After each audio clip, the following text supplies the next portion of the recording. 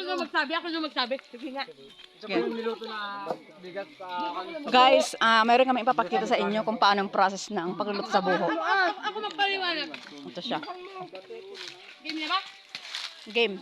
Ano po yan, ate? Ito po yung kanin na nanggaling sa buko. Pag kinain mo siya style suman. Ay, ganon.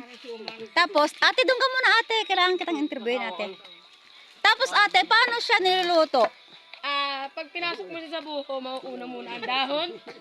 So, isunod mo yung bigas. Tapos, So, lagyan mo yung tubig. Tapos, lagyan mo saglit yung tubig. Lagyan mo ulit. Tapos, ilalagay mo na sa apoy. Tikman mo, ma'am. Masarap to. tapos, ate.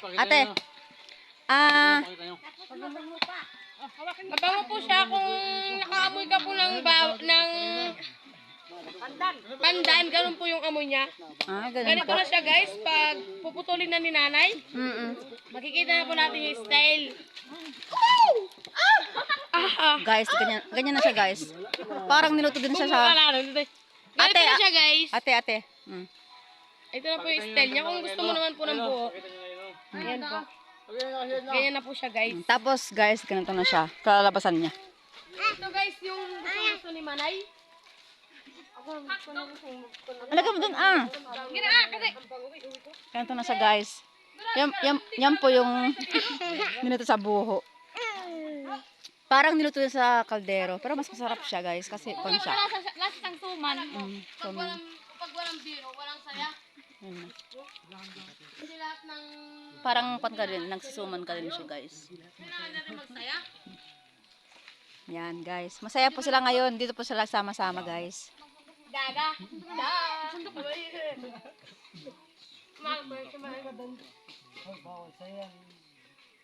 Masaya po sila, guys.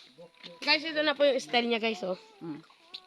Ayan po yung style niya, guys. Sa tingin po natin, hindi siya luto. Pero luto po yan, guys. Luto siya. Ganyan lang po siya, ten.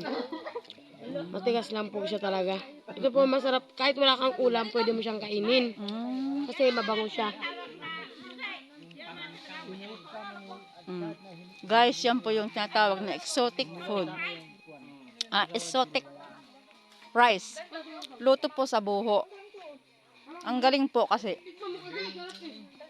niluto mo sa buho. Talagang maganda yung pagkakalabasan niya.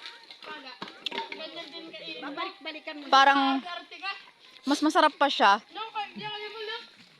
kaysa yung nagsaing ka sa kaldero. Sarap ka. Di ka mabubuhay. Alam Yan. mo, sa karamihan ngayon, kahit ulat, sa kulot mo mabagsak. Kasi ang alam nila sa kulot, gusto hindi mabubuhay. Ito ang aking ina, ito ang aking nanay. Yan, guys. Luto sa buho yan. Sarap. Ano ba 'yun?